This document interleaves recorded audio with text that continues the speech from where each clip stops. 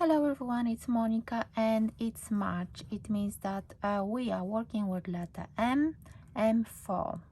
I hope you had enough time to think about this month's challenge and you are ready to show what you created, or maybe you already done something. So as you can see, I created mixed media heart. This heart is actually on MDF base, so another M, and I wanted to add a title with letter M, but I was looking those stickers and I thought that I think I'm not going to use any M in my title, but I decided to use Be Kind because of the current situation, and I think this is how I feel right now. So Be Kind on a MDF mixed media heart. I hope you're going to join in this month a challenge as well, and I'm looking forward to seeing what kind of project you're going to create, or maybe you've done it already.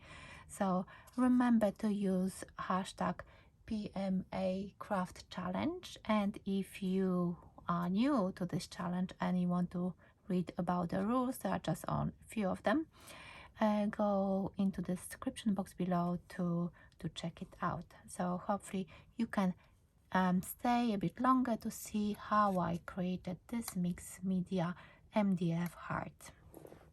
So as you can see, I'm speeding up the video a little bit. So my video, because it's a mixed media project, it takes a bit longer than a normal card making or paper craft project because it has to dry and sometimes I have to wait. So as you can see, I traced around my MDF heart and now I'm cutting it out. I can see that I'm off the camera a little bit, but it's all done now. And now I need to erase my pencil mark because even though I'm going to do some medias on top, I think it might be visible. I was afraid that it might be visible. I took a stencil from All and Create number 2, and I'm using Stamperia modeling paste to give some texture to my project, because as you can see, mixed media projects, they need to have some texture, some different looking things on it, and I like to adding layers and different interests. So I use heating tool to dry my paste, and now I'm using a stamp from All and Create as well. This stamp has number 313, and it's called Reverse Dots, and I'm using Distress Oxide ink in color, let me see, this color is Antique Linen. If you want, I can link everything below. I can give you all the names. So as you can see, I'm just dabbing here and there around my heart. And of course, I need to clear my mat because, mixed media, it can be very messy. So I decided to distress my edges as well. And I'm using my trusted tool from Tim Holtz. Some people, they use scissors, but I got used to using this tool, so whenever I need to distress my edges, I just grab it, and instead of using scissors. And of course, as you can see, I've got problem with my glue. I've got few glue bottles, and most of the times all of them are dry completely, so I struggle a little bit with that, but of course I forgot to pause the video.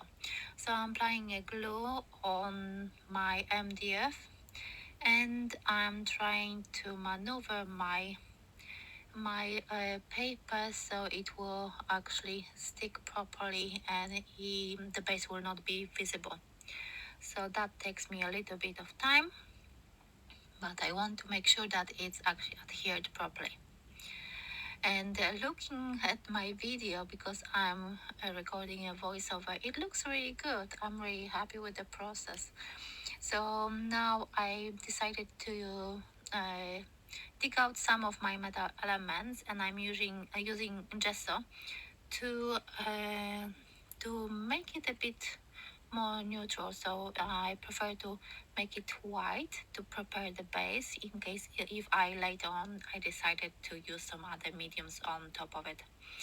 So I've got some of those elements kind of prepared, and I'm of course thinking what to do next, because mixed media products to me they evolve. So it means that I am creating, and at the same time I'm thinking what I'm going to do next, because I'm just putting on my project. I'm trying to create a composition, and I'm thinking at the same time what will look good with the background I created right now.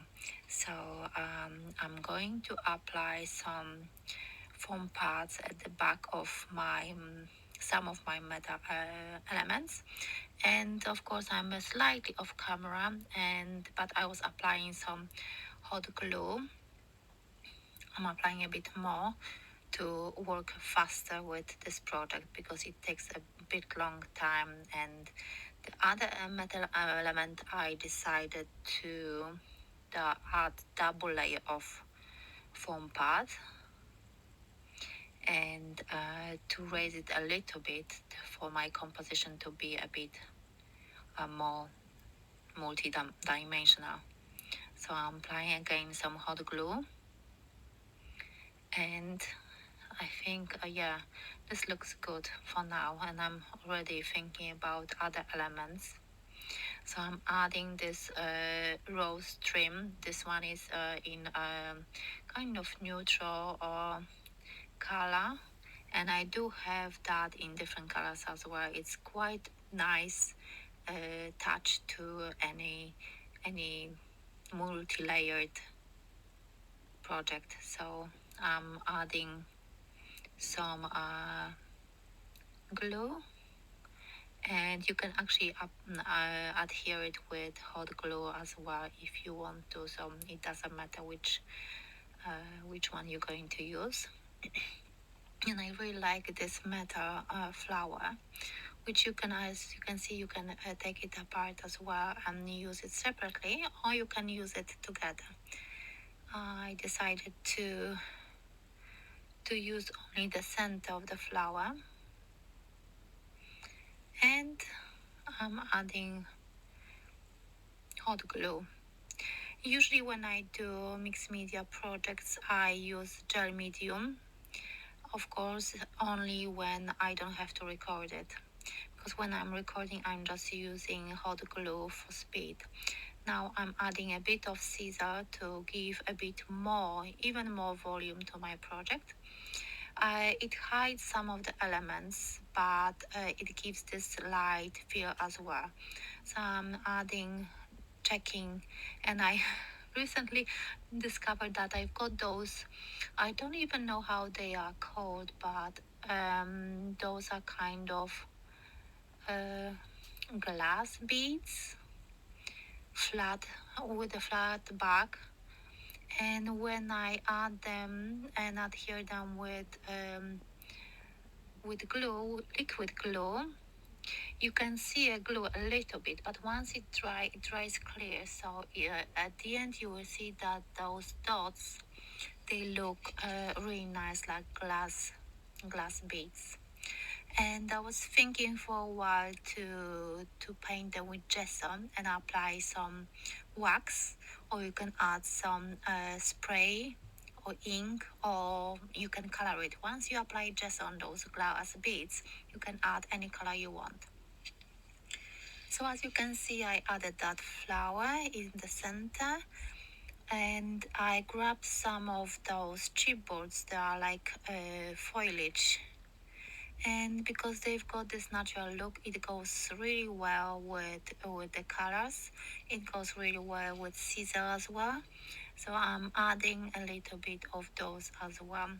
You can add paint it over it with gesso as well, in case if you want to color it. So if you want to apply another medium on those chipboards, you have to make sure that you prime them with gesso.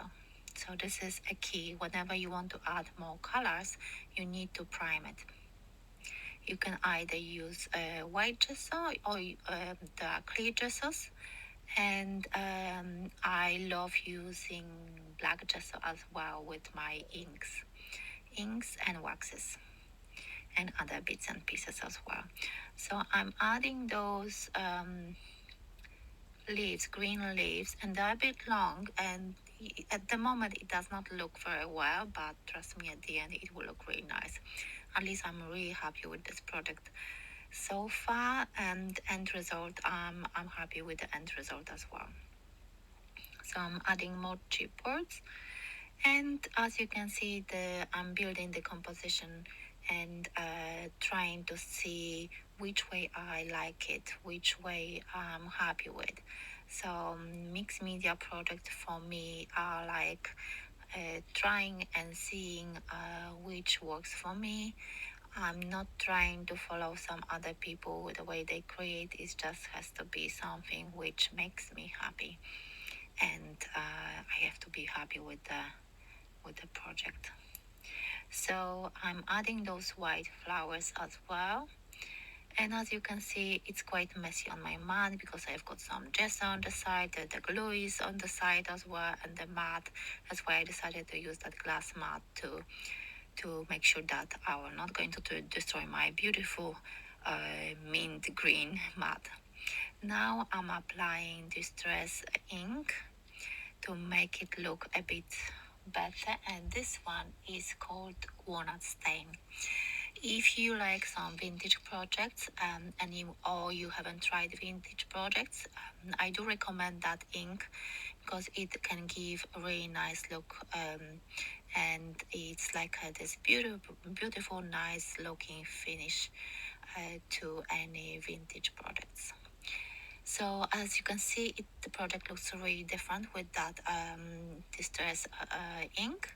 And now I'm applying a little bit of white gesso to to um, to make the green leaves a little bit less green, if you know what I mean. And I'm adding them on top of those chipboards because I haven't primed the chipboards, and because I'm already thinking that I'm going to use something as another product. Sorry.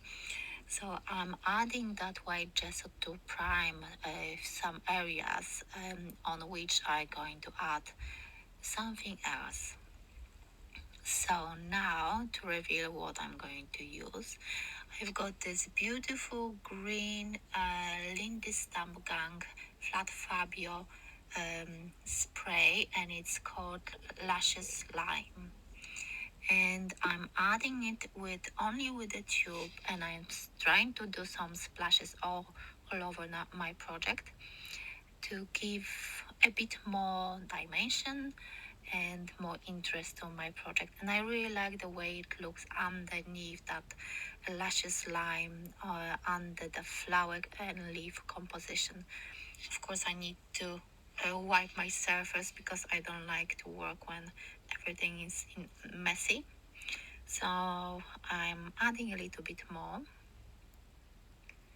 And now I'm thinking that I should have add some more beads as well, but this is something I might actually add to my project later as well. And I've got this black paint. I couldn't dig out my black gesso, so I decided to use this a little pot of black paint which I got from Poundland actually. It's a black watercolor paint, and I think it works really well on this project. I'm adding some splashes as well.